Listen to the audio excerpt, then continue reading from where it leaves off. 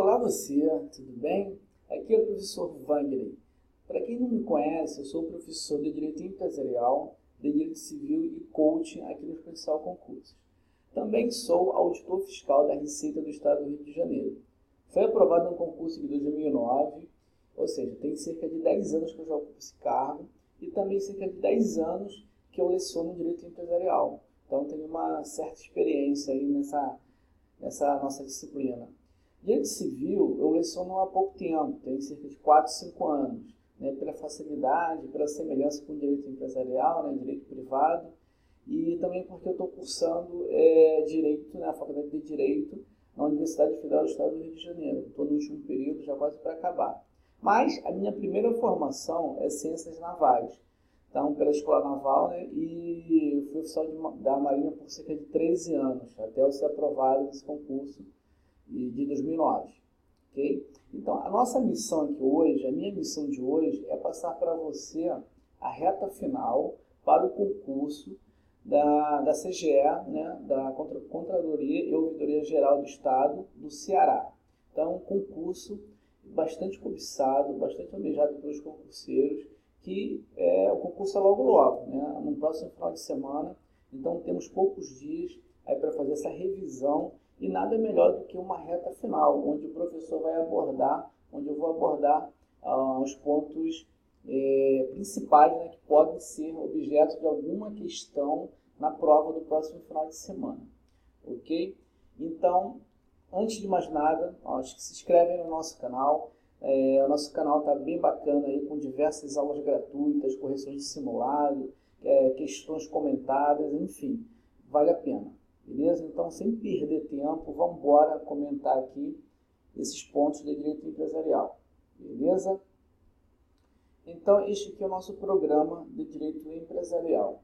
Aqui nós temos aqui direito de empresa, que é a parte introdutória do direito empresarial, depois parte para a parte de direito societário, falando aqui das sociedades, diversos tipos de sociedades, a classificação, desconsideração da personalidade jurídica. Aí depois a gente vai abordar aqui a Lei das Sociedades Anônimas, 6404/86, que tem a liquidação das sociedades. Depois passa para contratos mercantis, tipos de contratos mercantis. E, por fim, o direito falimentar. Direito falimentar, a falência, a recuperação judicial e extrajudicial. Ok? Então, o primeiro ponto que eu acho relevante para a gente revisar é a definição de empresário. Deixa eu sair aqui da frente para facilitar aqui. Agora é melhor. Então, a definição de empresário. O empresário está definido no artigo 966 do Código Civil. Aqui nós temos a chamada teoria da empresa. Tá? Esse artigo ele positiva a chamada teoria da empresa. Inclusive foi tema... a definição de empresário foi tema de uma questão recente da Banca CESP na prova do TJ do Paraná. Então ele cobrou esse conceito de empresário relacionado ao empresário rural. Então tem tudo a ver assim, com a teoria da empresa, a definição que consta aqui no artigo 966 e mais o empresário rural, que a gente vai ver logo. Então o que é empresário? O empresário considera-se empresário quem exerce profissionalmente uma atividade econômica organizada, daqui é fundamental, é fundamental para caracterizar a teoria da empresa, que é uma novidade para essa teoria, em relação à anterior, que era a teoria dos atos de comércio. Então, organizada para a produção ou a circulação de bens ou de serviços. Ok? Então, o empresário tem essas características. A atividade que ele exerce, uma atividade econômica, okay? De forma profissional e organizada, com o objetivo de quê? Produção ou circulação de bens ou serviços. Então, o profissionalismo é a estabilidade, é a habitualidade com que o empresário exerce determinada atividade. E o objetivo da atividade econômica, obviamente, é o lucro. Atividades sem fins lucrativos não são empresariais, obviamente. E a organização dos fatores de produção, Os fatores de produção, mão de obra, capital, tecnologia e insumos também. Então, essa daqui é a definição de empresário conforme a teoria da empresa. Okay? Conforme a teoria da empresa. Então, a partir daí, decorre uma série de situações. Aqui daí, calma aí só um minuto. Agora sim. Então, a partir daí nós temos o seguinte. A empresa é a atividade empresarial, que é diferente do empresário. O empresário é o sujeito que exerce a atividade empresarial. Então, a empresa em si, quando a gente fala empresa, a gente está se referindo à atividade empresarial. O empresário é o sujeito que está à frente daquela atividade. É o sujeito que exerce a atividade empresarial, que, por sua vez, é diferente do estabelecimento empresarial. O estabelecimento empresarial é o complexo de bens, né? É o meio físico. É aquele estabelecimento onde a atividade é exercida. Hoje em dia, nós temos até o estabelecimento virtual, né? Isso daqui é um pouco, hoje está um pouco relativizado esse conceito. Então, a partir de nós temos outra consequência, que foi até objeto, como eu falei, da prova deste ano, Banca CESP, da Banca CESP. Então, nós temos aqui as exceções à teoria da empresa, que são aquelas características, profissionalismo, a atividade econômica, organização e produção ou circulação de bens ou serviços. Então, as exceções à teoria da empresa são as seguintes. Aqui eu vou logo abordar a atividade rural. Então, o indivíduo ou a sociedade que tem como objeto uma atividade rural, eles têm a opção de ser empresário. Entendeu? Então, eles vão optar ser empresário. Nesse caso, eles têm que se inscrever na junta comercial. Então, eles vão até a junta comercial, né, exigir a sua inscrição como empresário. Aí, nesse caso, eles vão estar sujeitos ao regime jurídico empresarial. Então, é uma opção. Por isso que é uma exceção à teoria da empresa, porque assim não tem nada a ver com as características da teoria da empresa, mas sim é uma opção do indivíduo que exerce essa atividade rural. E isso foi tema de prova este ano da Banca CESP, tá? TJ do Paraná. Então, foi objeto exatamente isso daqui, atividade rural. Perguntava se o indivíduo que exerce atividade rural poderia ser considerado empresário, se ele fosse registrado na junta comercial ou no registro público das empresas mercantis. Registro público das empresas mercantis, que é a junta comercial. Okay? Então, assim, independente da forma com que a atividade ela é exercida, independente disso, o indivíduo que exerce atividade rural, se ele optar por ser empresário, ele vai ter que ser inscrito na junta comercial, né, e vai estar sujeito ao regime jurídico empresarial. Então, assim, não depende, né, da forma como ele exerce, e sim da opção, uma faculdade dele. Okay? Isso daqui está no artigo 971, que fala do empresário individual, e 984, que é da sociedade. Aqui nós temos também, da mesma forma, as sociedades cooperativas. Então, por determinação legal, artigo 982, parágrafo único do Código Civil, as sociedades cooperativas são sempre sociedades simples. Sempre são sociedades simples, as cooperativas. Então, não importa, aqui, independentemente da forma com que a atividade é exercida, ela vai ser sempre simples. Então, ela pode ter todas as características de atividade empresarial, né, de acordo com a teoria da empresa, mas por determinação do legislador, A sociedade cooperativa sempre será sociedade simples, sabendo que as sociedades podem ser simples, né, ou empresárias. Assim como o indivíduo ele pode exercer uma atividade empresarial ou não empresarial. Então, a mesma coisa acontece para as sociedades. E nós temos aqui o profissional intelectual, é o profissional liberal, né? Ele exerce a profissão dele, né, de natureza científica, artística ou literária. Em regra, esse cara aqui não é empresário. É o parágrafo único do artigo 966. O artigo 966 é aquele que positiva a teoria da empresa. O parágrafo único dele traz isso daqui, ó. Em regra, aquele profissional intelectual, que é o profissional liberal, que tem uma atividade de natureza científica, artística ou literária, ele não é empresário. Essa é a regra. Exceto se a organização dos fatores de produção for mais importante que a atividade pessoal desenvolvida.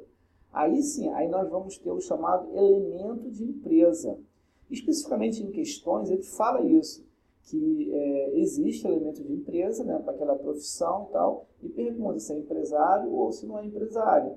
Então, o examinador normalmente ele fala isso daqui, né, elemento de empresa.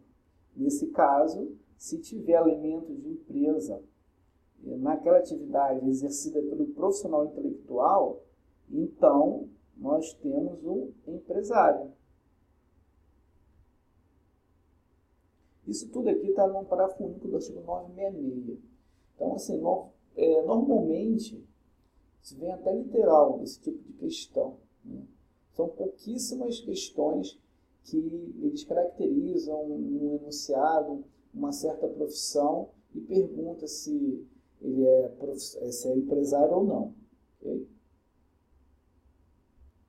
Essa outra esquematização aqui é bem interessante também. A atividade empresarial, né? Então, ela é exercida, né, de duas formas, pelo empresário individual, que é a pessoa física, ou por uma sociedade empresária, que é uma pessoa jurídica. O empresário é o sujeito de direito, né, apto a adquirir direitos e contrair obrigações. Então, ele é a pessoa física. Da mesma forma, a sociedade, que é uma pessoa jurídica. Então, mais uma vez, aqui a teoria da empresa, né, é o artigo 966. Esses são os primeiros requisitos a serem observados por quem deseja ou por quem exerce a atividade empresarial. Ou seja, considera-se empresário aquele que, com profissionalismo, habitualidade no exercício da atividade econômica, exerce a atividade econômica de forma organizada para a produção ou a circulação de bens ou de serviços. Então, aqui nós temos caracterizado a teoria da empresa e a atividade empresarial. Só que temos outros requisitos, como a capacidade e o impedimento.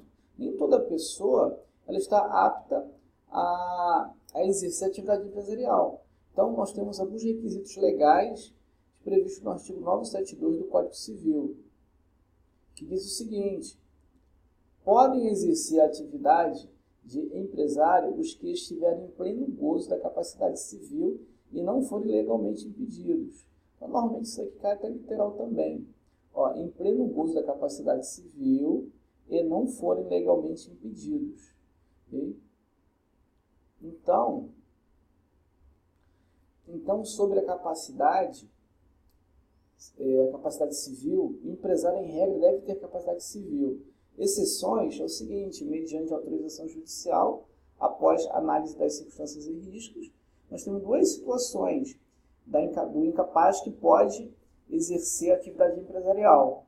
Então, nós temos duas situações onde o incapaz ele deve ser representado ou assistido. O representado é quando ele for absolutamente incapaz. E o assistido é quando ele foi relativamente incapaz. Lembrando que, atualmente, o único caso de incapacidade absoluta é o menor de 16 anos. É a questão etária, tá? Menor de 16 anos.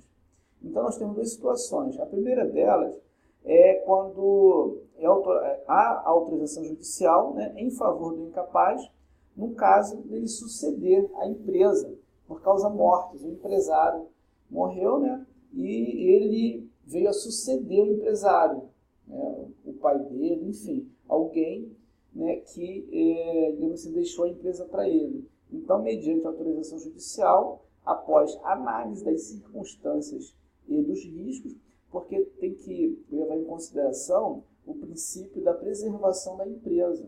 É uma questão social isso daí, uma questão que pode atingir a sociedade como um todo. Então, as circunstâncias e os riscos serão analisados, né, e o juiz ele considerará ou não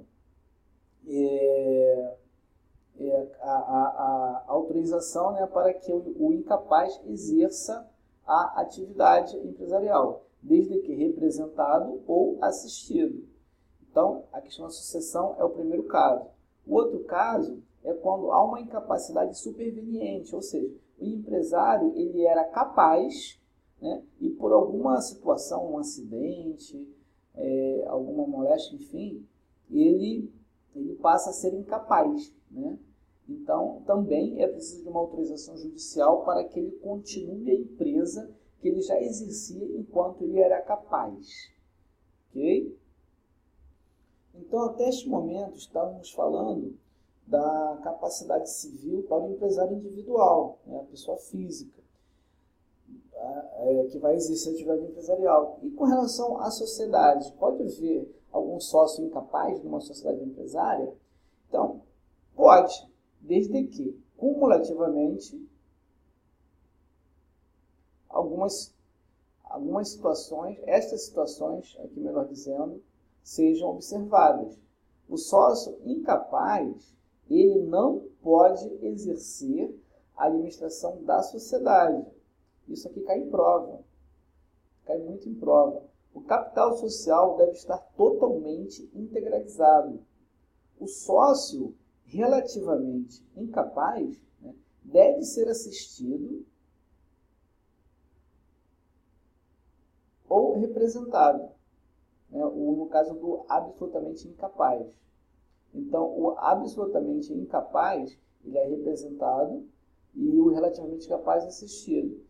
Então, essas três situações aqui devem ser observados, três requisitos. O sócio não pode ser administrador da sociedade, o capital social deve ter totalmente integralizado e ele deve ser assistido ou representado. Então, atendidos os pressupostos, deve providenciar o registro do contrato e suas alterações na junta comercial. Além disso, algumas pessoas, por conta de sua profissão, estão legalmente impedidas de exercer atividade empresarial. É o caso do servidor público, do militar, membro do Ministério Público.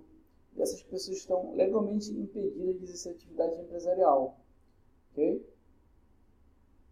Outro ponto que cai muito em prova é com relação ao empresário casado.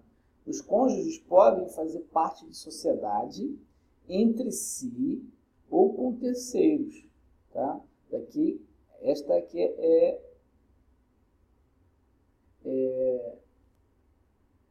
uma condição, né? Assim, é uma situação onde os cônjuges eles podem exercer juntamente, né? Conjuntamente, eles podem fazer parte da mesma sociedade, entre si ou com terceiros. Exceto, aí tem aqui restrição, exceto quando houver o regime de comunhão universal ou separação obrigatória. Então, quando eles estiverem casados num regime de comunhão universal ou da separação obrigatória, eles não podem, isso aqui não pode acontecer, eles não podem participar da mesma sociedade. Ou seja, ele sozinho na mesma sociedade ou com outras pessoas. Então, comunhão universal, separação obrigatória, eles não podem participar da mesma sociedade. Tá? No entanto, os cônjuges separadamente podem contratar sociedade com terceiros, independente do regime do casamento. É aquilo que eu estou falando. Separadamente, Eles podem, independente do regime de casamento. Né? Cada um, sei lá, cada um vai para uma sociedade. Pode. Eles não podem ir juntos. Tá? Vai depender se eles não estiverem casados no regime de comunhão universal ou separação obrigatória de bens. Ok? Outro ponto, né, relacionado ao empresário casado, né, que costuma muito cair em prova, é o artigo 978. Ele cai assim de forma literal mesmo. Tá? O empresário casado pode, sem necessidade de outorga conjugal, qualquer que seja o regime de bens, alienar os imóveis que integrem o patrimônio da empresa ou gravá-lo de ônus real. Então, o que quer dizer o artigo 978? É um privilégio à atividade empresarial. Né? Então, por que cai quase literal? De forma literal em prova? Porque há uma certa, digamos assim, um certo conflito em relação ao artigo 1647 do Código Civil, que fala o seguinte: ressalvado o disposto no artigo 1648, nenhum dos cônjuges pode, sem autorização do outro, exceto no regime da separação absoluta, alienar ou gravar de ônus real os bens imóveis. Então, assim, exceto no regime da separação absoluta, não pode haver alienação ou gravação de ônus real os bens imóveis. Ou seja, é um pouco conflitante com o artigo 978. Só que a gente entende o seguinte: este daqui é um caso geral, tá? É um caso mais abrangente.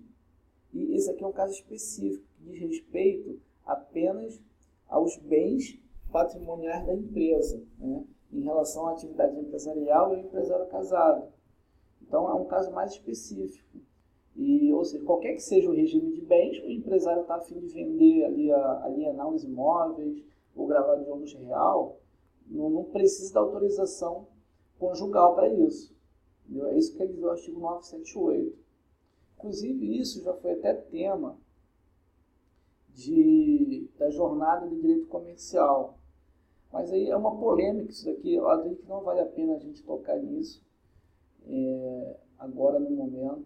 Acho que não vale a pena. Mas é uma certa polêmica em relação a isso. Normalmente isso aqui cai literal. Entendeu? Eles não vão mexer com isso daqui.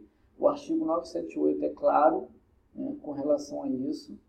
E a jornada de direito comercial, ela praticamente privilegiou o artigo 1647 do Código Civil. Criou algumas restrições para o empresário vender, ou alienar, ou gravar de ônus real o imóvel. O imóvel que faz parte do patrimônio da empresa, incorporado à empresa. Então, aqui, até coloquei aqui, deve haver o prévio registro de autorização conjugal no cartório de imóveis. Ok? Vamos ver aqui. Agora vem a EIRELI. A EIRELI é um novo ente jurídico. Né?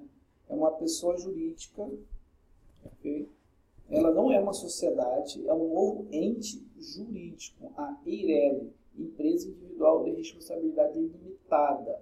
Então, ela tem as características de uma sociedade limitada, mas só que ela é formada por apenas um sócio. Né? Aqui tem as características dela, bem aqui, nesta esquematização. Então, a EIRELI é uma pessoa jurídica de direito privado, previsto no artigo 44. A inscrição dela é no registro competente ou no registro público de pessoas das empresas mercantis ou no registro civil das pessoas jurídicas. Aqui é uma certa divergência, né, onde que deve ser inscrito a EIRELI. Se ela for empresária, é normal que seja na junta comercial, registro público das empresas mercantis. Se ela for de natureza civil, a EIRELI, então no registro civil. Okay?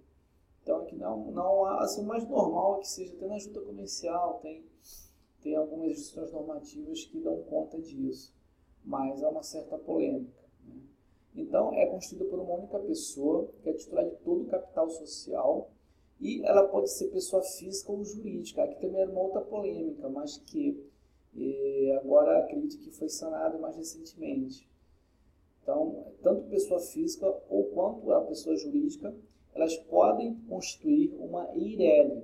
O capital social deve estar totalmente integralizado e não inferior a 100 salários mínimos vigentes. Ou seja, um mínimo de 100 salários mínimos, não pode ser inferior. Então, essas pegadinhas aqui também caem em prova. Não pode ser inferior a 100 salários mínimos, tem que ser pelo menos 100 salários mínimos vigentes. Nome empresarial, firma ou denominação mais EIRELI. Continuando, pelo artigo 967 do Código Civil, a inscrição do empresário ela é obrigatória.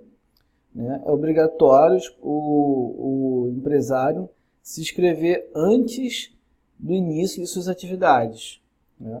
Só que essa inscrição ela é declaratória, ou seja, ela é declaratória no sentido de tornar o empresário, a atividade, né, a empresa, regular perante a lei, só por conta disso, entendeu? Mas não significa dizer que ele se inscrevendo na junta comercial vai ser empresário, entendeu? Ou seja, é obrigatório? Sim, é obrigatório, mas não é constitutivo. Não é constitutivo, né? Não é constitutivo no sentido de constituir uma empresa, de ser considerado, a partir da inscrição, atividade empresarial. Não, não é isso.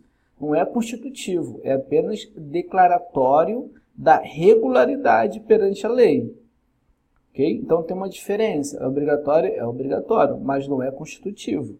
Então, para ele ser considerado um empresário, ele precisa do quê? Ele precisa estar inserido dentro dos conceitos da teoria da empresa, artigo 966 do Código Civil.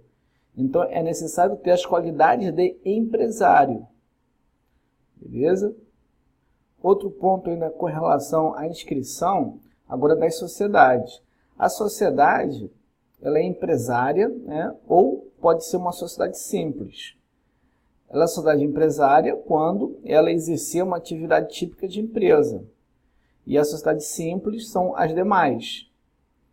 A sociedade empresária ela deve ser registrada no registro público das empresas mercantis, que é a junta comercial.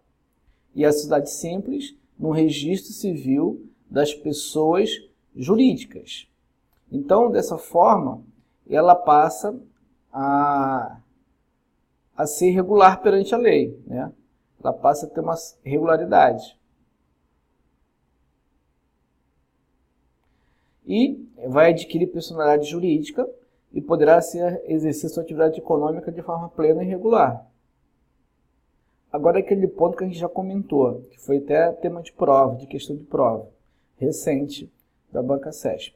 A atividade rural, a principal profissão, né? Atividade rural, o objeto né, da atividade econômica é uma atividade rural. Então, em regra, assim, normalmente vai ser registrado no registro civil das pessoas jurídicas. Mas tem a opção de se registrar no registro público das empresas mercantis, a junta comercial de sua sede. É uma opção. Nesse caso, ele vai se equiparar ao empresário. Entendeu? Então, vai se equiparar ao empresário sujeito ao regime jurídico das pessoas, ao regime jurídico empresarial. Okay? Outro tema muito importante que cai em prova é o nome empresarial. Então, o nome empresarial pode ser, quando tratar-se só de empresário individual, então nós temos aqui a firma individual. Né?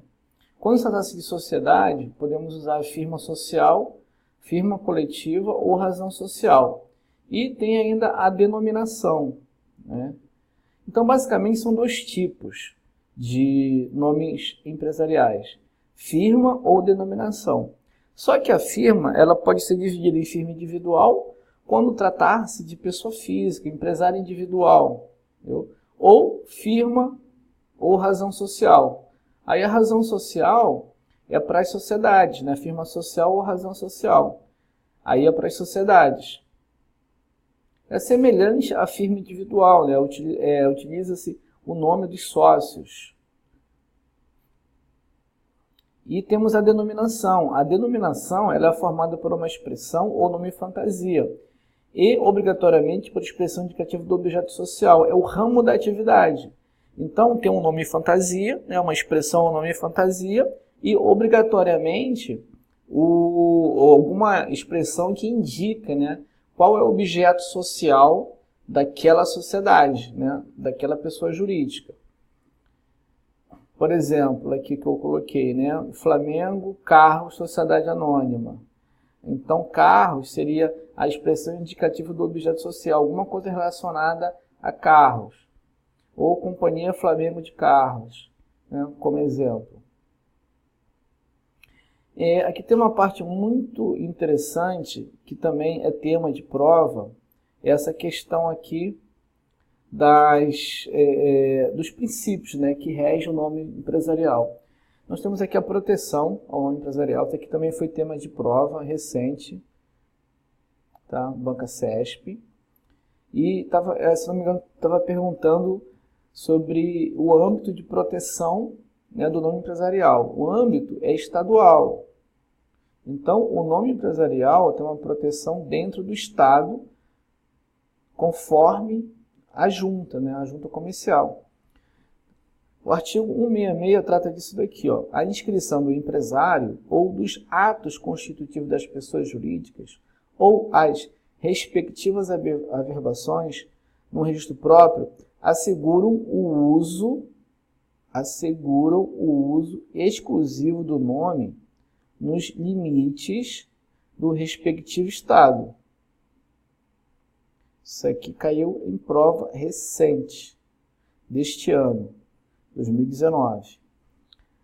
Parágrafo único. O uso previsto neste artigo estende-se a todo o território nacional, se registrado na forma de lei especial.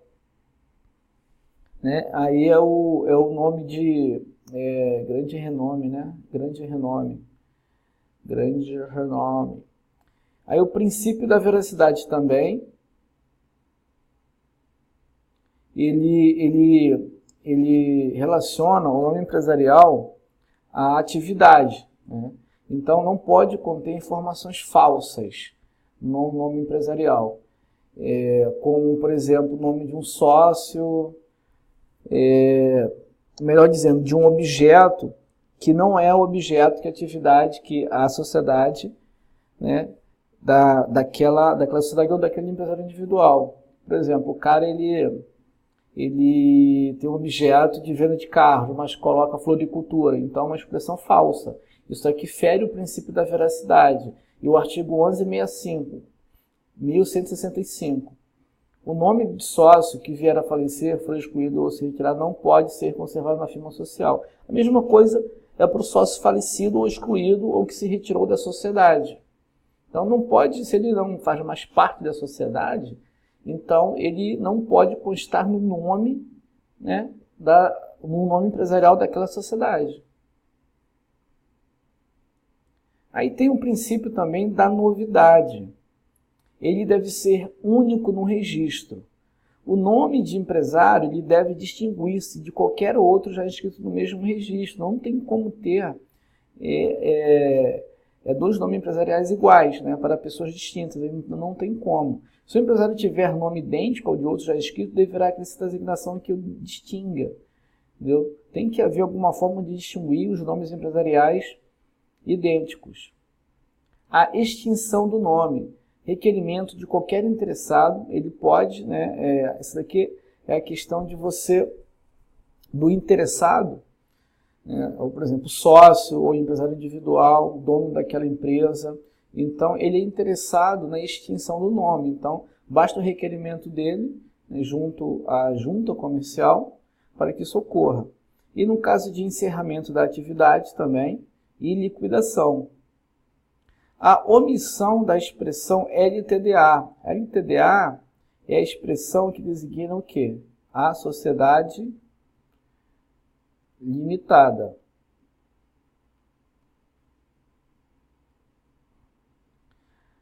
Então, se houver a omissão dessa expressão numa sociedade limitada, então Como consequência, temos que a responsabilidade solidária e ilimitada de todos os administradores pelo ato de omissão, né?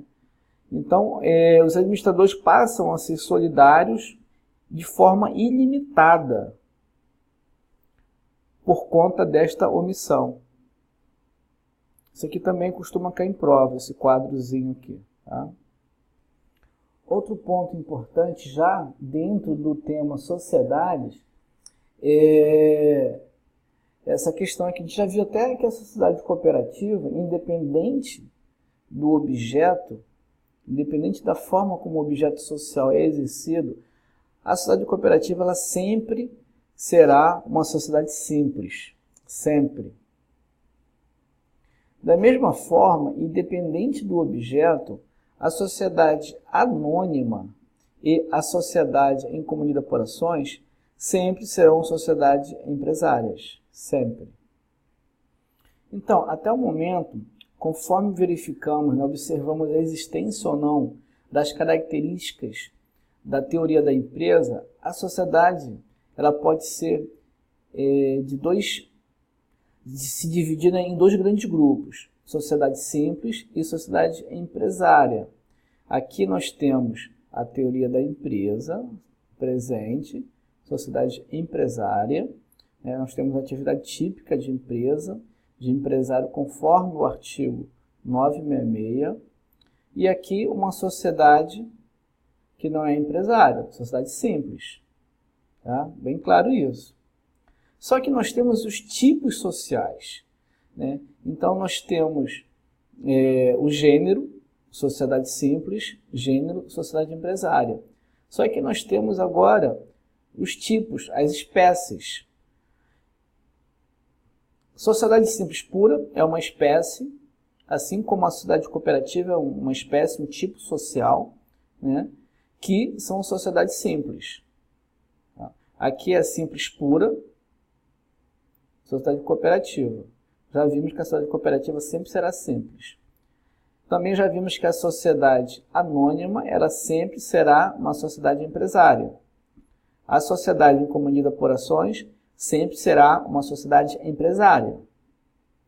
Nós temos esses outros três tipos aqui, que podem ser tanto simples quanto empresária. Aí vai depender do quê? Do objeto, né? Da forma como o objeto está sendo exercido. Então, aqui, a gente vai ter que verificar se há alimento de empresa, né? Se está de acordo com a teoria da empresa, as características da atividade empresarial, se estão presentes na atividade econômica exercida por esses tipos sociais. Em nome coletivo, em comandita simples e a sociedade limitada. A sociedade limitada é o tipo social mais importante em nosso país. É o tipo mais constituído, né? O tipo mais existente, mais presente. Ainda nós temos a sociedade em comum e a sociedade em conta de participação, que são sociedades despersonalizadas. Então o legislador reservou um capítulo para cada uma delas, né? Sociedade em comum, sociedade em conta de participação. São sociedades que não têm personalidade jurídica. Essas daqui que eu mencionei aqui no quadro, que já vimos, existe personalidade jurídica para elas. Okay? Então, as sociedades não personificadas, sociedade em comum e sociedade em conta de participação. Então, são as duas existentes, que não têm personalidade jurídica. São sociedades não personificadas. A sociedade em comum, ela até possui um instrumento constitutivo, porém, ele não foi registrado ainda. Então, no momento, ela costuma ser chamada de sociedade irregular. Ela não foi registrada ainda no seu local próprio. E agora deixa eu voltar aqui, que deu um... Agora. Então, continuando. E nós temos a sociedade em conta de participação, que ela é um mero contrato. Então, caso registrado, não confere personalidade jurídica. Alguns autores costumam dizer que a sociedade em conta de participação nem sociedade ela é um mero contrato. mesmo sendo registrado, não confere personalidade jurídica a ela. Okay? Então, temos esse quadro aqui para nos ajudar, para que possamos entender as diferenças entre a sociedade em comum e a sociedade em conta de participação. Esse quadro aqui cai muito, mas muito em prova mesmo. Então, nós temos diversas questões que abordam esses pontos aqui, esses assuntos. Vamos lá. Formas de provar a existência da sociedade. Na sociedade em comum, temos que entender que há, né, um contrato social, mesmo, há a intenção, né, tem um contrato, um ato constitutivo, há aquela intenção de levar a registro, mas ainda não foi levado ao registro competente. Então, entre os sócios,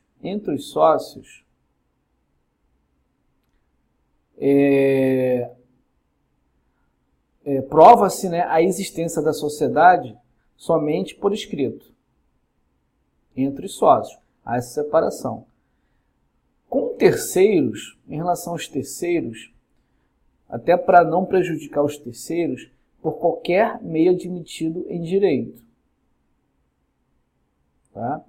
Da mesma forma, é em relação à sociedade em conta de participação.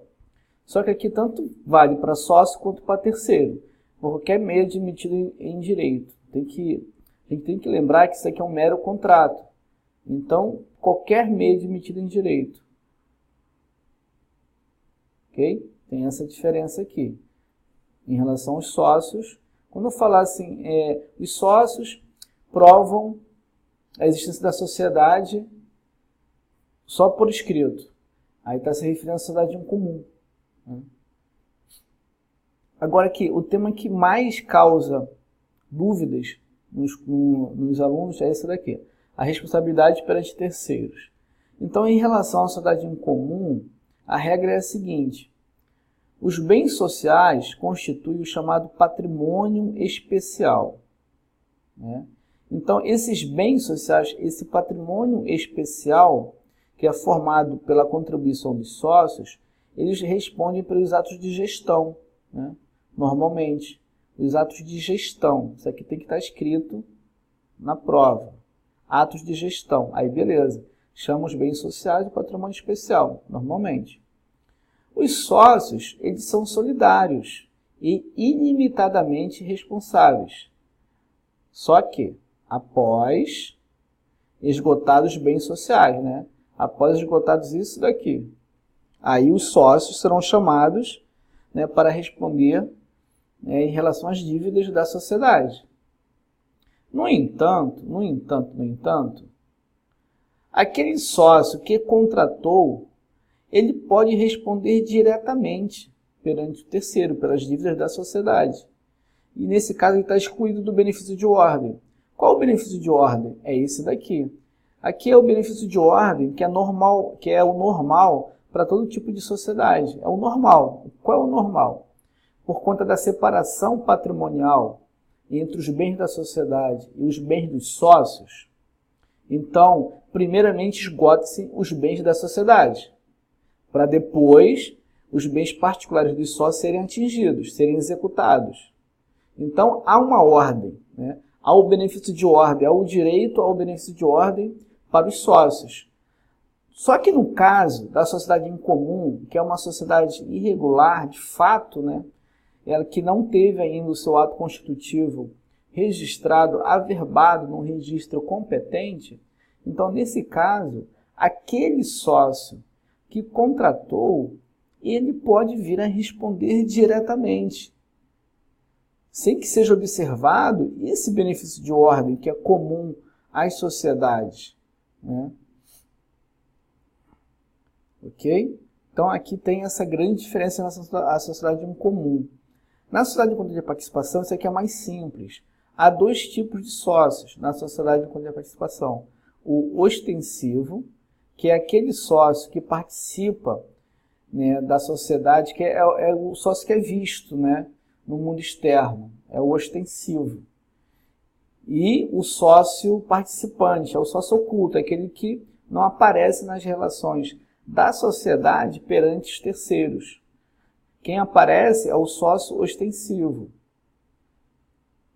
O sócio ostensivo é o que brilha, né? É o que aparece, estrelinha aqui. Então, somente o sócio, como só ele aparece, então somente ele que se responsabiliza perante terceiros. O sócio participante ele responde ao ostensivo depois, né? De acordo com o contrato, de acordo com o que foi pactuado entre os dois. Agora, se esse sócio participante se relacionar com terceiros, ele responde solidariamente com o ostensivo, entendeu? Então, é para ele ficar no canto dele, não é para ele para ele se relacionar com terceiros. Mas, se ele vier a se relacionar com terceiros, se o participante se relacionar com terceiros, então ele responde solidariamente com o ostensivo. Por fim, a inscrição dos atos constitutivos.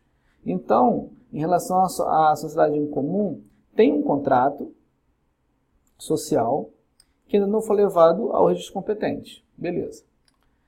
Sociedade de conta de participação é um mero contrato. Eles não têm a intenção de levar aquilo ali a registro. Mas, se vierem a levar a registro, não conferem personalidade jurídica à sociedade. Ok?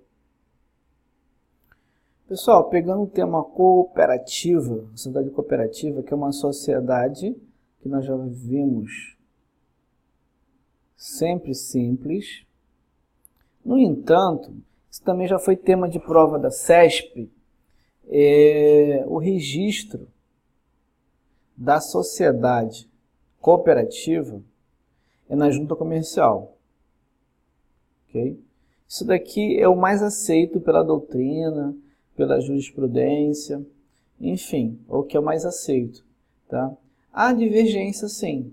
Até por conta disso daqui, que a sociedade cooperativa é uma sociedade simples, então, logicamente, ela deveria ser registrada no registro civil das pessoas jurídicas.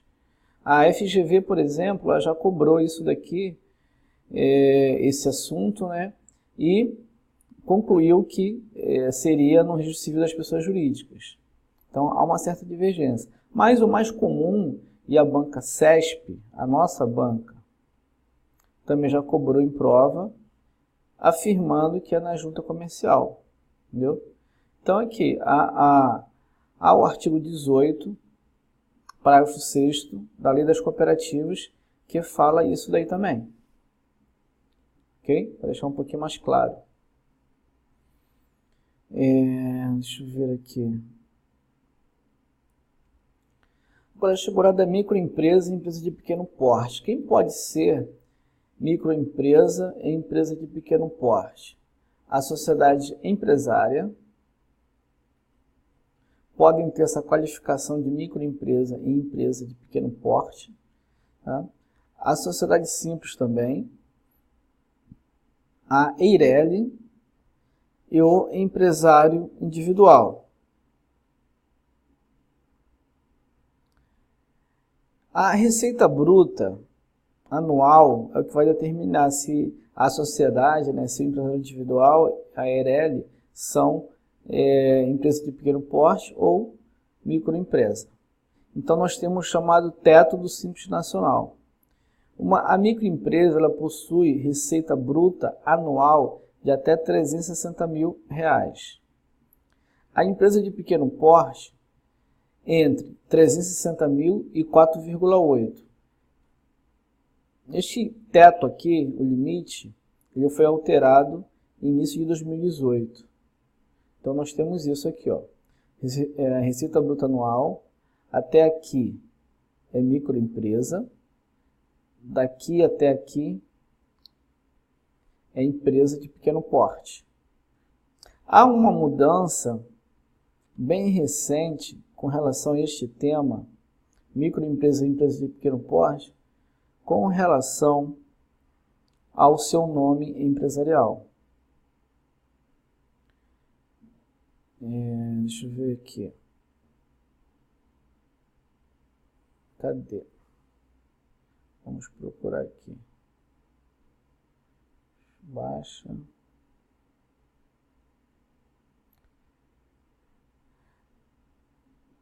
aqui para baixo. Ah, tem uma mudança aqui em relação ao microempreendedor individual, que também...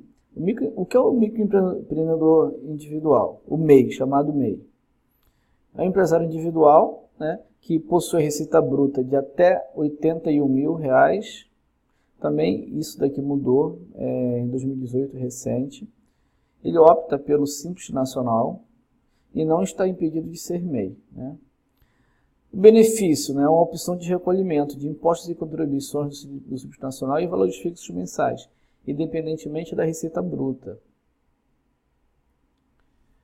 Então isso daqui, ó, como eu disse, foi mudado recentemente, R$81 mil em 1º de janeiro de 2018.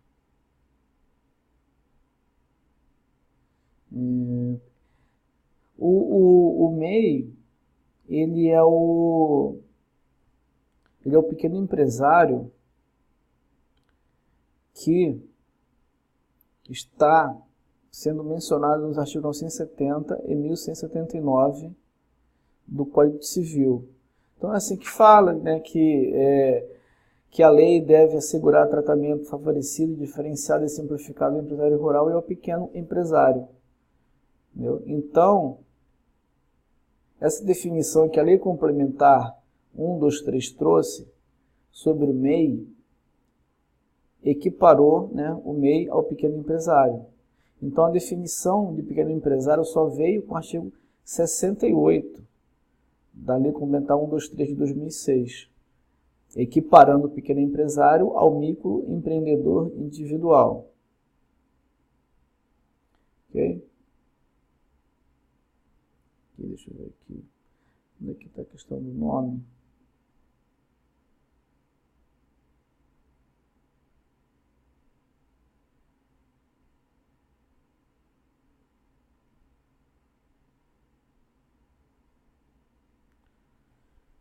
Deixa eu procurar aqui.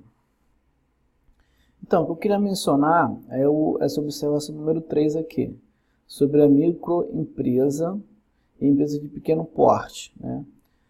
Sobre o nome empresarial, porque teve uma mudança recente, no ano passado, que o artigo 72 da Lei Complementar 123 foi revogado.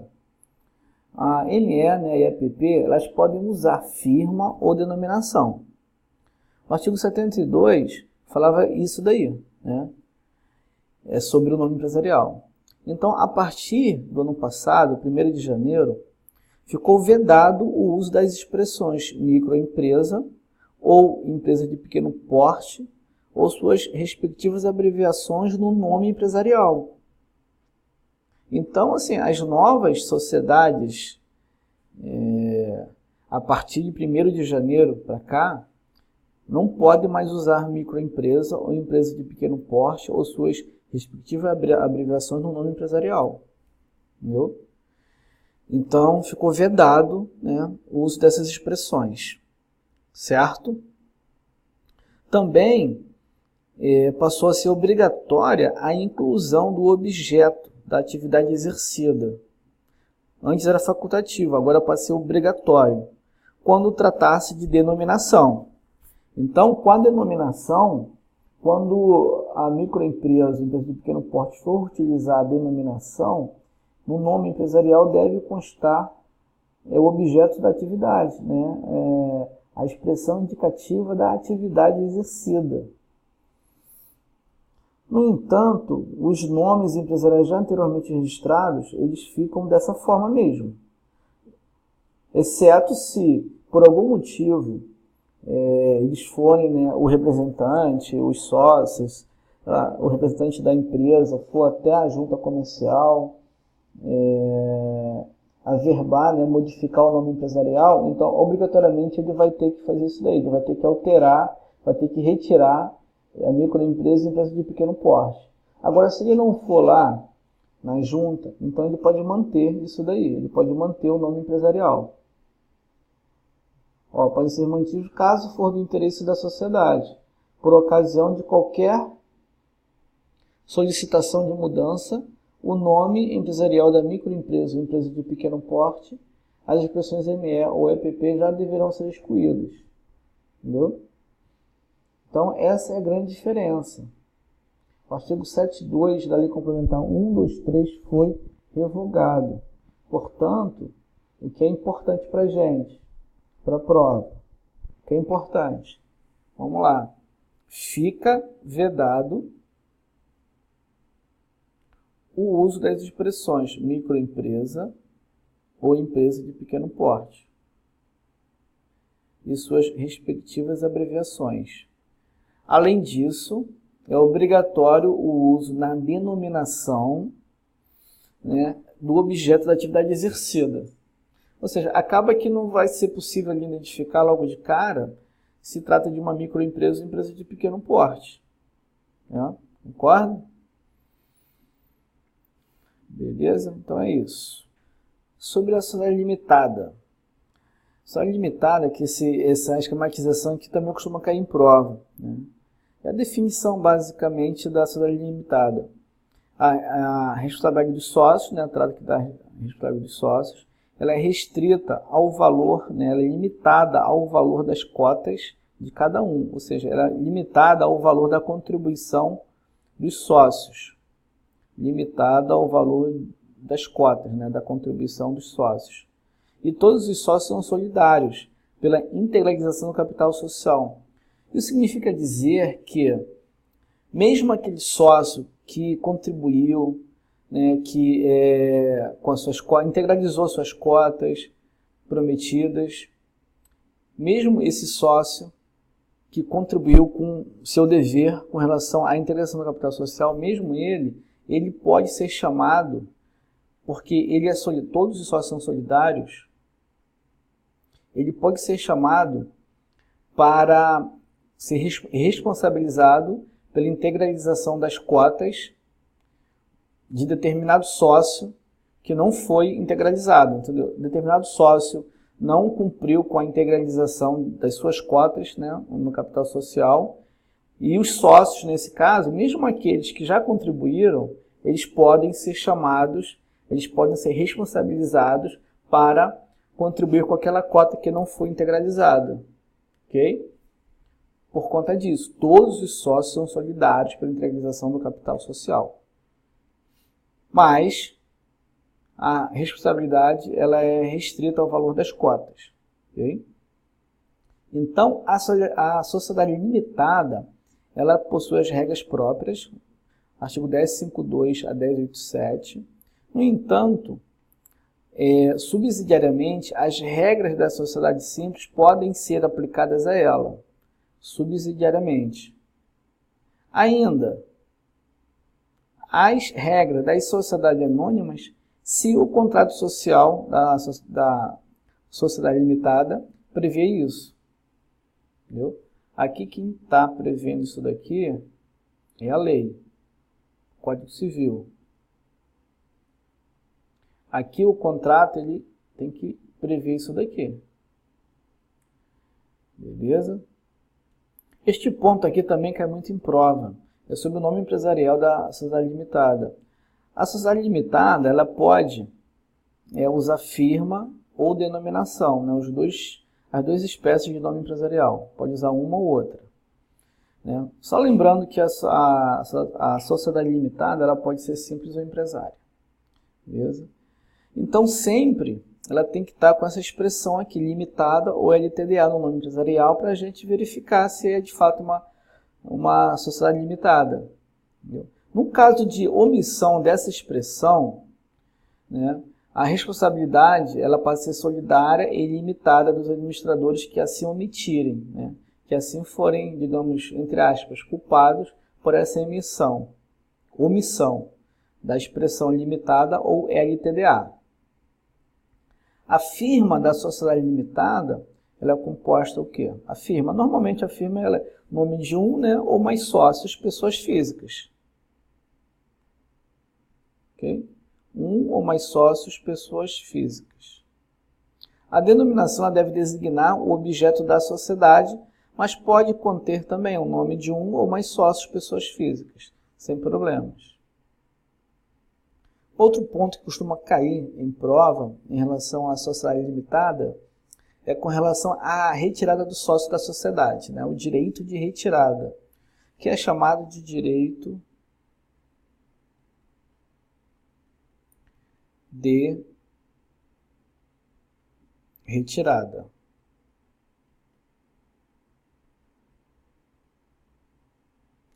Direito de retirada.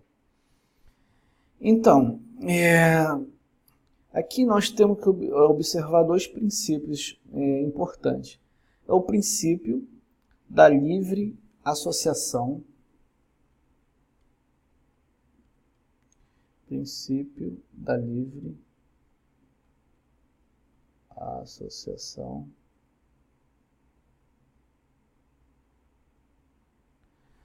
E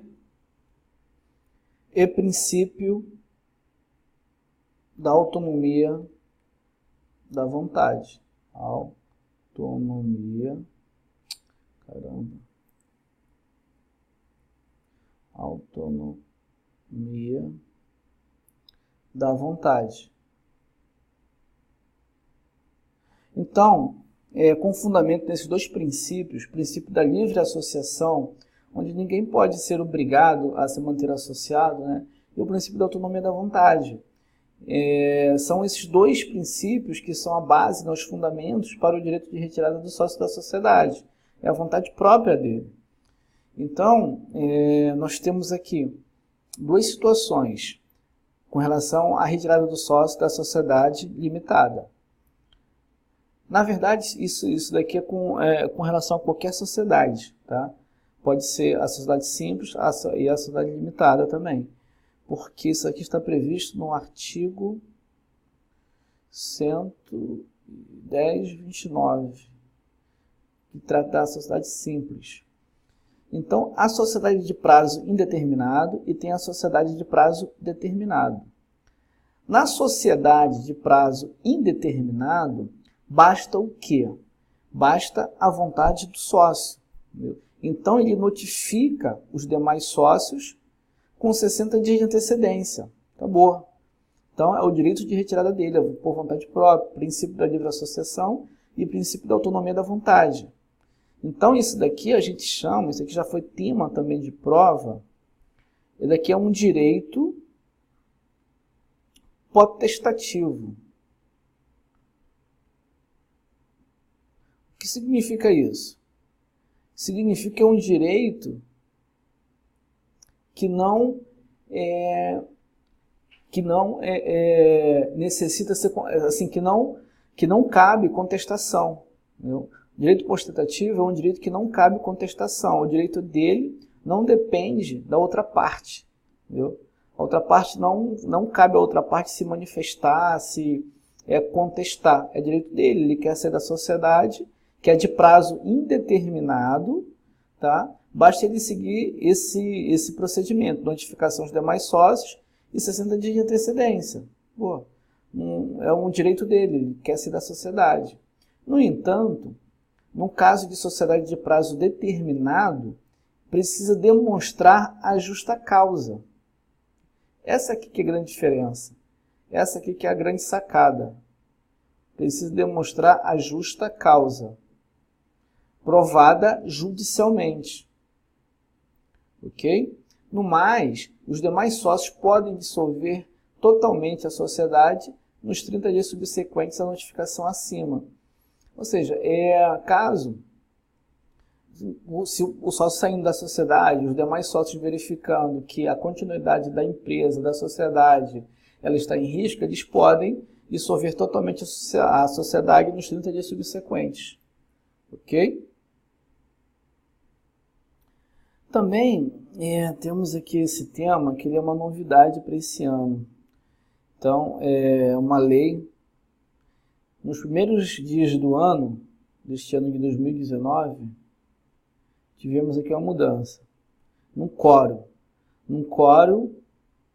de destituição de administrador nomeado pelo contrato social de sócio, né? Sócio administrador nomeado pelo contrato social. A destituição dele, o quórum, passou para mais da metade do capital social. Antes era o quê? 2/3 do capital social. Hoje é mais da metade do capital social. Ou seja, que deu uma diminuída aqui no quórum, né? No quórum necessário para destituir sócio administrador nomeado no contrato social. Então, assim, qual o quórum para destituir administrador? Em regra, é mais da metade do capital social. Por quê? Aqui nós temos aqui, ó, sócio ou não sócio. Mais da metade do capital social. Só que aqui eles foram nomeados em ato separado. Ok? A exceção é isso daqui, ó. É o não sócio. O não sócio que foi nomeado no contrato social, o quórum para destituí-lo é de 3/4 do capital social. Quórum bastante elevado. 3/4 do capital social. 75% para destituir um administrador não sócio nomeado pelo contrato social. O restante, todas as outras situações, sócio, não sócio, nomeado em ato separado, sócio nomeado pelo contrato social, é mais da metade do capital social. Ok? Então, essa aqui é uma mudança deste ano para este ano, a partir deste ano, num quórum de destituição de sócio administrador nomeado pelo contrato social. Ok? Beleza? Essa mudança aqui foi no Código Civil, obviamente. Tá bom?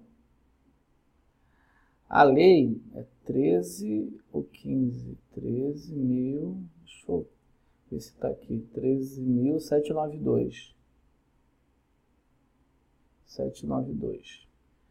Lei 13.792. Belezinha? Então, aqui nós temos exatamente as mudanças trazidas pela Lei 13.692 de 2019 ao Código Civil. Basicamente, foram dois pontos, né? A questão que a gente já comentou da destituição de administrador sócio nomeado no contrato social, né? Alterou o artigo 1063, parágrafo 1º do Código Civil. É isso daqui agora, mais da metade do capital social, para destituir administrador sócio nomeado no contrato social. E o outro ponto, que faltou tocar no assunto, tocar neste ponto aqui, é a exclusão do sócio minoritário. Então, não foi uma mudança assim, tão relevante, né?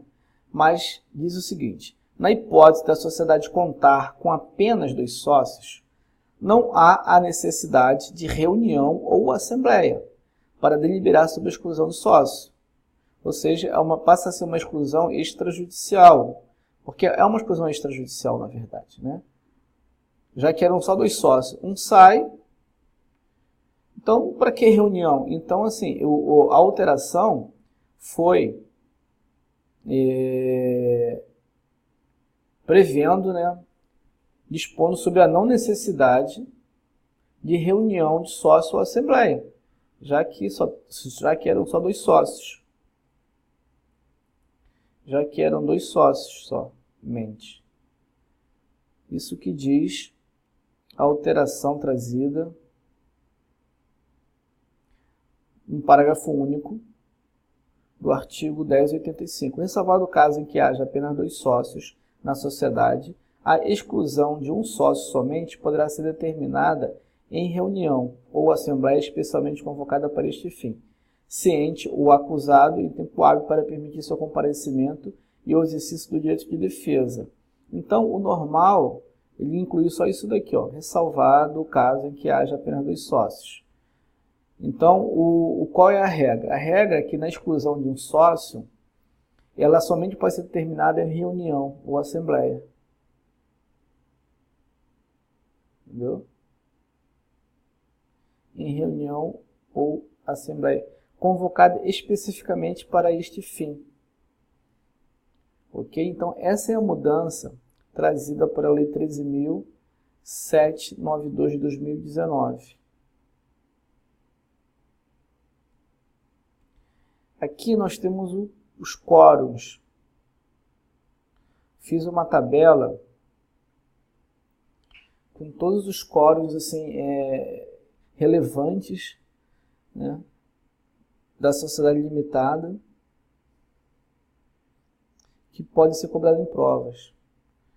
Ocorre unanimidade do capital social para a nomeação do administrador não sócio, capital social parcialmente integralizado.